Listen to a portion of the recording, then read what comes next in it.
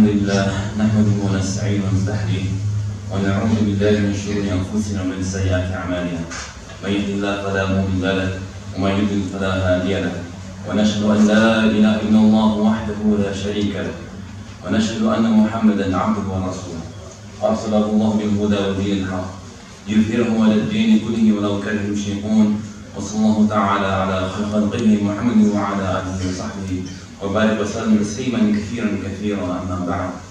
وقال سبحانه وتعالى في الكتاب الكريم بعد اعوذ من الشيطان الرجيم بسم الله الرحمن الرحيم يا ايها الناس اتقوا ربكم الذي خلقكم من نفس واحده وخلق منها زوجها وبث منهما رجالا كثيرا ونساء واتقوا الله الذي تساءلون به والارحام ان الله كان عليكم رقيبا. يا أيها الذين آمنوا اتقوا الله وقولوا قولا سديدا يصلح لكم أعمالكم ويغفر لكم ذنوبكم ومن يطع الله ورسوله فقد فاز فوزا عظيما. Verily our praise and thanks are due to Allah subhanahu wa ta'ala, the Lord, the cherisher, sustainer of the world. We praise Him, we seek His help, we seek His guidance. We seek refuge in Allah subhanahu wa ta'ala to live our deeds and our actions, and whomsoever Allah guides, no one can misguide him. And whomsoever He leads astray, no one can guide him. We bear witness that there is no God, no deity, worthy of being worshipped except Allah alone, bearing no partners. We bear witness that Muhammad ﷺ is Islam, the messenger of Allah subhanahu wa ta'ala. Verily the best speech is the book of Allah and the best guide is the guidance of Muhammad ﷺ and the worst matter and creed of those who innovate. To every such innovative matter is bid'ah. To be bid'ah is misguidance, and every misguidance deserves blazing fire. Alhamdulillah, we want to thank Allah subhanahu wa ta'ala for allowing us to be Muslims, for allowing us to be here in this beautiful day of Jum'ah, remembering Him on an auspicious day of Friday, taking us from our busy schedules and enlightening our hearts with the remembrance of Allah subhanahu wa ta'ala. Always be thankful for the ni'mah He's given to you before He takes it away from you.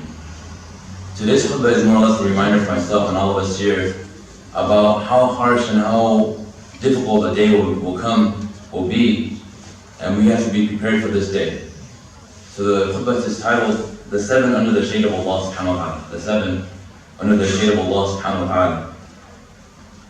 So this hadith brings out the importance of being under the shade of Allah subhanahu wa ta'ala on the day of judgment. The day in which there is no shade beside the shades of Allah. The next few months we're going to start to heat up. We're going to feel the heat of the summer. And we're going to say to ourselves, subhanAllah, it's so hot. Right? We're going to crank up the AC, we're going to do all these different things just to make ourselves comfortable. But on the day of judgment, there's no such thing as that. You won't be comfortable when you have the sun about a mile away from your head. The only way to be comfortable is to be under the shade of Allah subhanahu wa ta'ala on this day. So, as I'm reciting these 7 people, groups of people that will be entering on the day of judgment under the shade of Allah subhanahu wa ta'ala, see where you fall in. And if you don't fall in, it's okay. What can you do now so that you can fall into those categories? So that Allah will make me amongst those who are under the shade of Allah subhanahu wa ta'ala on this particular day.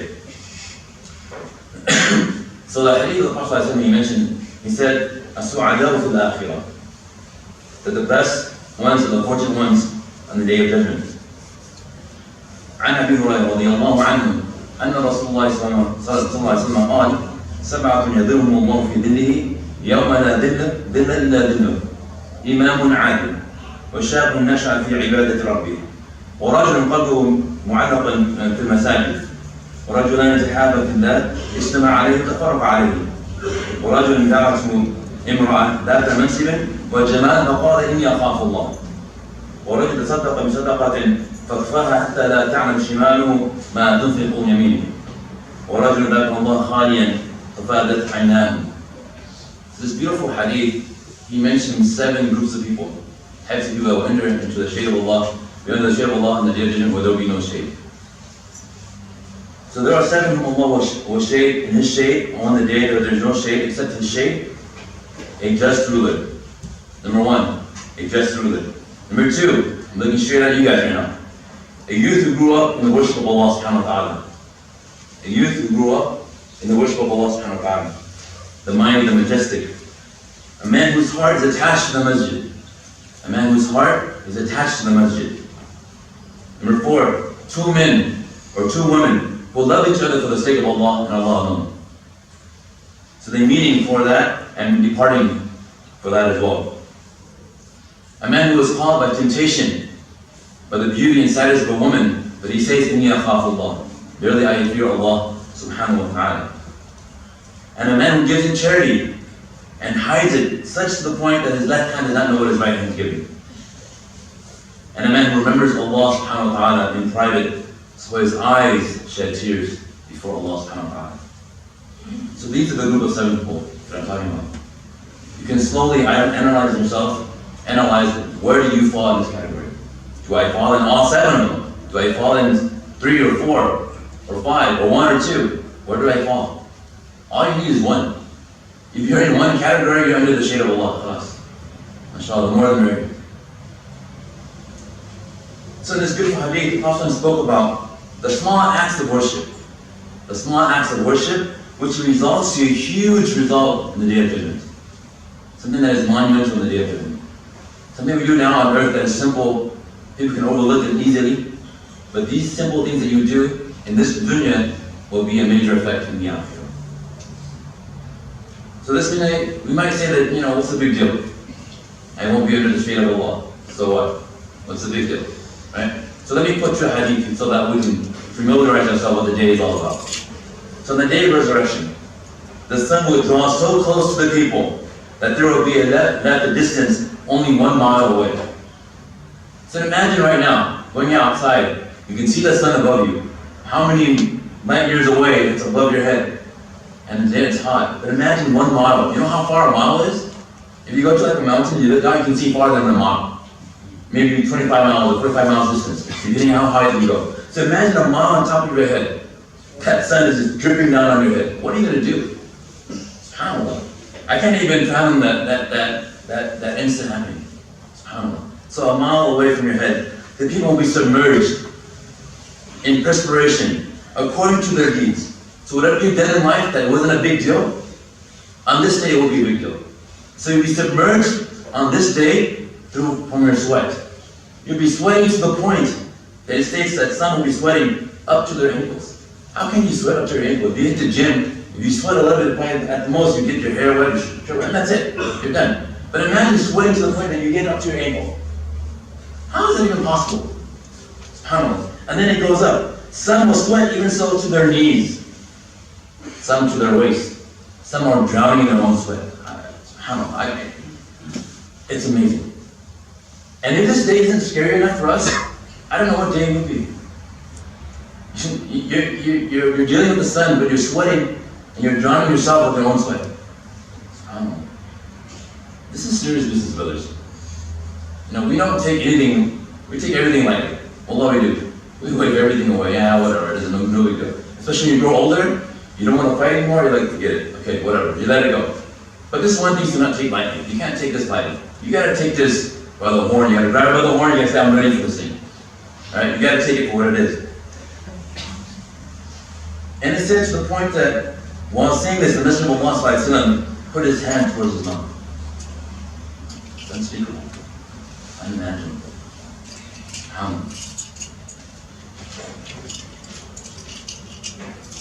So who will want more than to be under the shade of Allah on this day?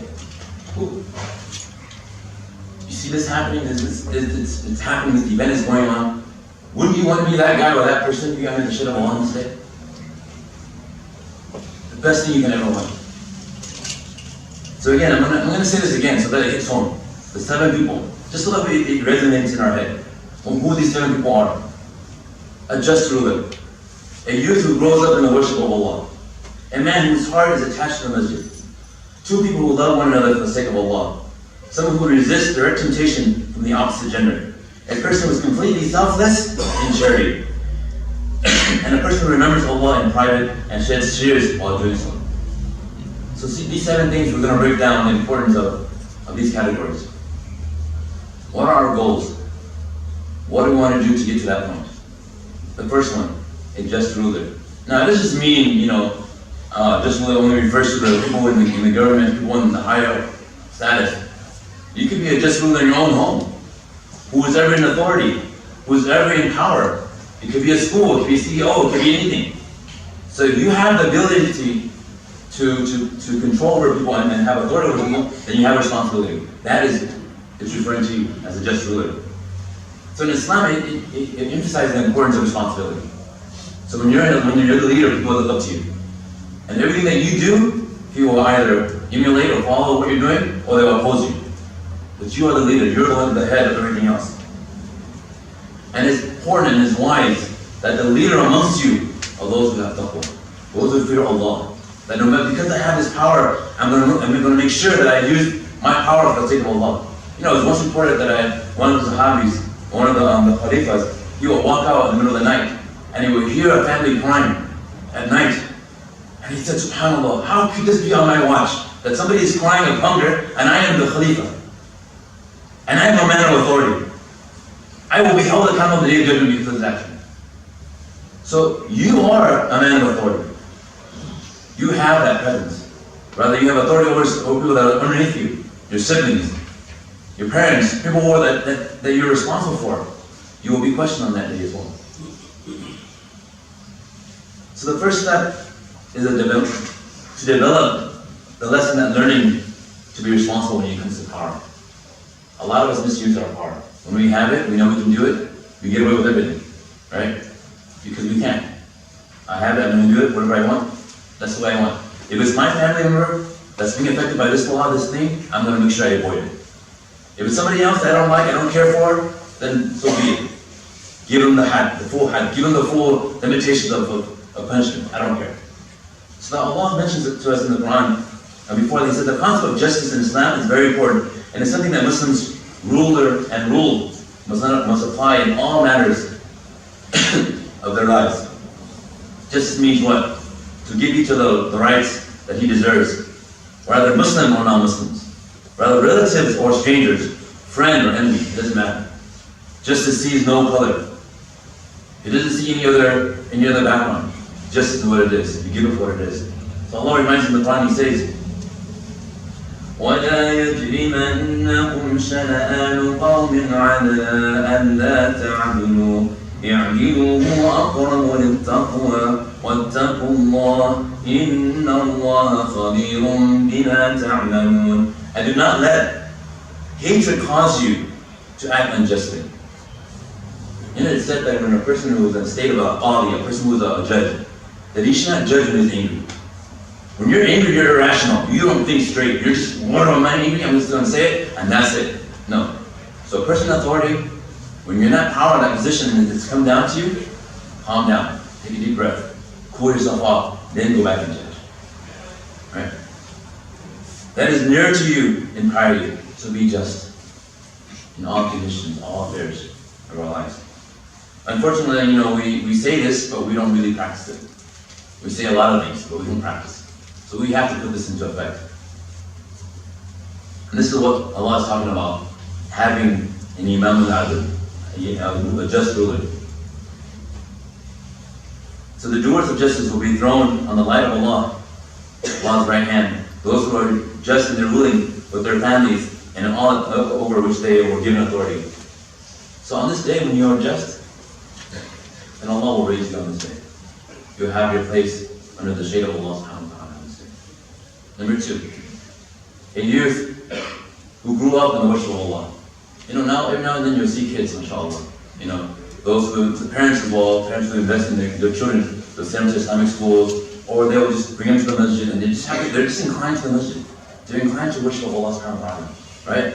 When we love our children, we do the opposite. We take them to Disneyland, we take them to Las Vegas, we take them everywhere. The worldly dunya thing, but we don't invest in our children to the point where they love their deen, to the point where they love their ibadat more than anything else. We forget that. MashaAllah. And when I see these kids right now, I feel happy. Knowing that there's a future ahead of us. That they're investing their time for this. And there will be a stage for them on the Day of Judgment saying that these guys were worshiping Allah at a young age. They could have been out there playing. They could have been out there doing whatever they want to do, but they chose to do this. They chose to worship Allah. So Allah gave them that sincere fitrah, that sincere, you know, that natural inclination towards the truth. How do you have those kids? They're just inclined to doing such things. And then we as adults, we treat them bad sometimes. We do, I'm not gonna lie. Time for salah, hey, be quiet, hey, do this, hey. Forgetting that, subhanAllah, have some ihtaram, have some love and affection for your children. You set the example high by speaking to them as an adult. When you treat them like a child, they're going to grow up acting the same way you treat them. We don't want that. You know, it was mentioned in the hadith that the Prophet ﷺ, the Sahabas was walking by. I think it was Umar ibn Khattab on the other one. Umar is a big guy. He sits on the horse would sink because he's so big, his sword was just dry. So he goes by and kids would see him, coming, they were all scattered. One child stood there. And then Umar goes up to him, hey, how come you didn't run like the rest of the kids? He goes, why should I run? I didn't do anything wrong. What did I do? And you respected them. You give them the ihtiram that they should have. Respect them for what they are. Give them that, that love. When they come to the masjid, when it's a little bit loud, it's okay. At least they're in the masjid, they're enjoying it, they want to worship Allah. And you're showing that example. Be nice to people. It's hard, Allah, as Muslims, we're so harsh on each other, but we can't be nice. Why is it? It's like, you're nice to somebody. Why? Be nice, it's okay. Actually, as a matter of fact, it's a sunnah. You get charity for doing that as well. Because why? The number one target that people go after are the kids, are the youth. Whether it be video games, clubs, games, anything you name that's a fitna, temptation that's out there for them, that's it. They target them at a young age. And if we don't give them the serenity, the peace of the masajid, the place of worship, then what are we doing? We're failing. It's okay to take them out, have fun, make them, we think that when we're like black and white, if we think about religion, we say it's, okay, you have your religion, you can't drink meal, you can't have fun, you can't use all haram. Well, that's not how it works. Take them out, let them have fun, take them out to go camping, let them enjoy the nature of Allah subhanahu wa ta'ala, explain to them jibal, sama, all these things, so that way they understand the relationship between ourselves and Allah, themselves and Allah. Have that communication, so they continue to have that worship, that love for the worship of Allah subhanahu wa ta'ala. But we always deceive ourselves, we say that, inshallah, I'll do all these things as I grow older. I'll wear my hijab, I'll go to Hajj, I'll do all these things. But Allah, there's no guarantee. You can't guarantee for tomorrow, brother. Or your next meal. There's no guarantee for any of this stuff. When time comes, it comes. You might catch you off guard. So take benefit of 5 before 5. Your youth before your old age. Your health before you become sick. Your wealth before you become poor. Your free time before you're preoccupied. And your life before you die. The third type of person is the person who is attached to the masjid. Oh, this guy, always in the masjid. Mr. Mutawwa, he's always religious. So he's got to be the religious guy with the big beard to be in the masjid, right? That's our misconception. I don't know. Welcome people in the masjid. Have a relationship with the masjid that you can't go away from the masjid. The Sahabas, what they would do? Every morning they would meet in the masjid, right? Before they start their life, they come pray Fajr, start the Fajr, go about, find their meals, come back for Salah, and end at the end of the day, Isha, before they go to sleep. It's a place of meeting grounds, the masjid. Our masajids are like the qubur now. We go in there, mashallah, you want salat, you go to the masjid. And be quiet. Beautiful building, beautiful masajid, don't somebody there. We'll be asking the division, by the way, about the masajids we built. They are so beautiful, but then there's no inhabitants. We'll be asked. So how do you preoccupy yourself? How do you make the masjid a place of worship, a place where people come and meet? That you have that attachment with the level one. We gotta make it happen. We gotta make activities. We gotta do something that happens here that when you come here for the sake of Allah subhanahu wa ta'ala for that reason alone. So when a person whose heart is always attached to the masjid, he can't go away from it for so long. It's mentioned that when he would ask the Sahabas, they said, where did so and so go? Oh, he went to the marketplace, he's coming back in less than 5 minutes. Oh, where did he go? He went to the masjid, I don't know, he's coming back. He's stuck in the masjid. Alright? That's the kind of relationship we should have with the masjid. We should have that longing for the masjid. And Allah reminds us and says, وَالَّذِينَ هُمْ عَلَىٰ صَلَاتِهِمْ يُحَافِظُونَ And those who protect their salawat. SubhanAllah, things that's overlooked most of the time is our prayers, Even if you can get one in there, in the masjid. In the morning, Fajr time is like the biggest non-excuse. The only thing that you have is I couldn't wake up. But there's really nothing going on in the morning. Nobody works at 5 o'clock unless you're a security guard. Nobody works at 5 o'clock in the morning, 5:30 in the morning. And you can get to work by 8, 9 o'clock. There's no excuse whatsoever.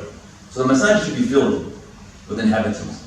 Same thing with Isha. When everyone's back, you come back, you're done with the day, there's no excuse for not doing that either. So why is it that we forget that sometimes it's subhanAllah, we have to attach our heart to it. If we can't be attached if we're so attached to our phones, and the worldly things, then we can't be attached to the masjid. There's something wrong with this. There's something wrong with this. We gotta start from the beginning. Number 4, and this goes to both men and women. 2 men who love each other for the sake of Allah. You might not like his face. You might not like his whatever he has. But you only love him for the cause of Allah subhanahu wa ta'ala. That's it.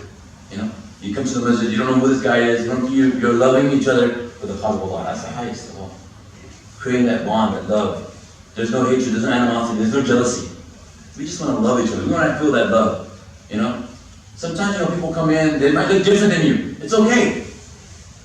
We think that because he's not he doesn't look Muslim, or he doesn't look a certain ethnicity, we don't want to welcome him to the masjid. Or we don't want to shake his hand, we don't want to give him salam. He might have certain things. He might be starting fresh, he might have tats. Who knows? She might not be wearing hijab because she's starting fresh.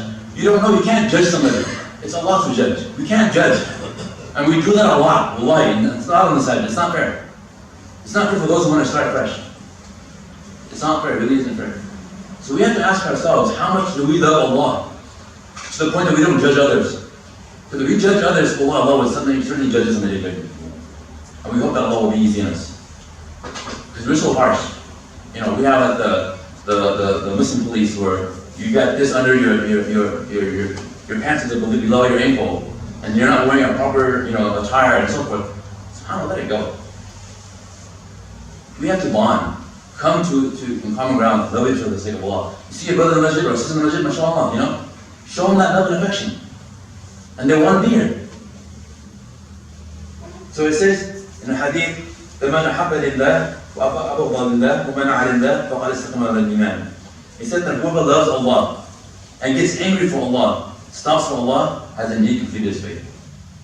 Love someone for the cause of Allah. Forget about everything else. No, I'm going to hang out with this rich man. He's got this new game that's coming out, I want to hang out with him. Or she's got this and I got it, so I want to just, friends with benefits and everything else. It's not that. I don't know, we have to be beyond that. We're not superficial. We got to keep it real for what it is. The 5th type of person is a person who is called by the opposite gender, and he says that you're Allah. Temptation is left and right. And don't say that, mashallah, I'm old now, I'm more righteous now, I go to the masjid every 5 times a day, and I do all these things that I'm ma'soom, man. This is going to happen to me.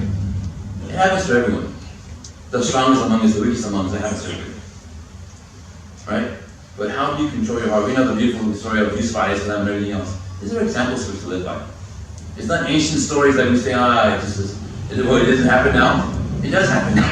And it will continue to happen until the day of time. So how do you protect yourself? How do you get to the point of your faith, well, alhamdulillah, I'm good, man. Inni akhaf Allah. I'm afraid of Allah. Allah is giving me more than what you can give me. Forget about this. Be that type of, be strong when you need to be strong. It states in the hadith, it says that عن أبي سعيد الخدري رضي الله عنه أن النبي صلى الله عليه وسلم قال إن الدنيا حمة قاتم وإن الله مستخلفكم فيها فينظر كيف تعملون فاتقوا الدنيا واتقوا النساء فإن أول فتنة بني إسرائيل كانت في النساء. That the world is sweet and green, and verily Allah is going to install you as successors upon you in order that you shall act, see how you act. So avoid the allurements of women. The first trial of children in Israel was caused by women. And this goes for the opposite gender as well. Control yourselves. SubhanAllah. Hasn al-Kiram, they said in the statements that, if you have no haya, if you have no shyness, then you can mashik. Do what you want. If you can't be decent enough for yourself, then do as you wish. Live like the animals do. Right? Then he says in another surah, Bismillah ar-rahman ar-raheem, وَأَمَّا مَنْ خَافَ مَقَامَ رَبِّهِ وَنَهَى النَّفْسَ عَنِ الْهَوَى فَإِنَّ الْجَنَّةَ هِيَ الْمَأْوَى. And as for him who feared standing before his Lord, restrained himself from impure and evil desires, very paradise will be his abode. Better than the exchange that we have is Jannah itself. So we ask Allah subhanahu wa ta'ala to mix amongst those who understand and mix amongst those who are part of the 7 category that will be under the shade of Allah subhanahu wa ta'ala, where there will be no shade on beside the shade of Allah.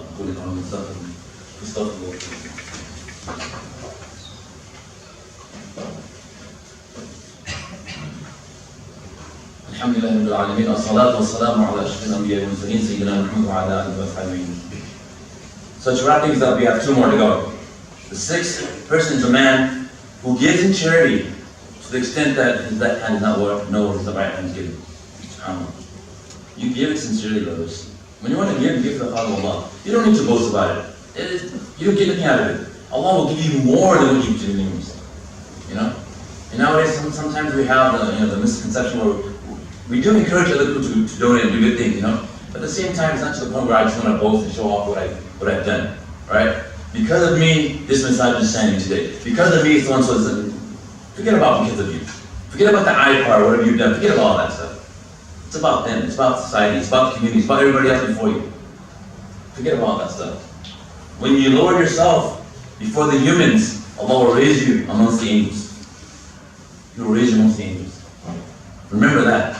When the minute you get praise and you're like, yes, I did this, alhamdulillah, mashallah, and then you just, you start getting this big old, ego in your head, the size where you're blended, then you lose it, you forget it, you've lost what you've done. So Allah reminds in the Quran and says, يَا أَيُّهَا الَّذِينَ آمَنُوا لَا تُبْطِلُوا صَدَقَاتِكُمْ بِالْمَنِّ وَالْأَذَى كَالَّذِي يُنْفِقُ مَالَهُ رِئَاءَ النَّاسِ وَلَا يُؤْمِنُ بِاللَّهِ وَالْيَوْمِ الْآخِرِ. O you believe, do not render vain your good deeds. Right? They're reminders of your generosity by injury, like him who spends his wealth to be seen of men and does not believe in Allah nor the last day. So don't do it. We said again, I've given many examples. At the day of judgment, you come, as ghani, you're rich, but you become muflis because all the good deeds have been given away because you're showing it off. Ar-riya is very wallahi. Ar-riya is like one of those sacred sons that kill it. When you become, proud of what you do it to be seen by others, and you forget why you're doing it for.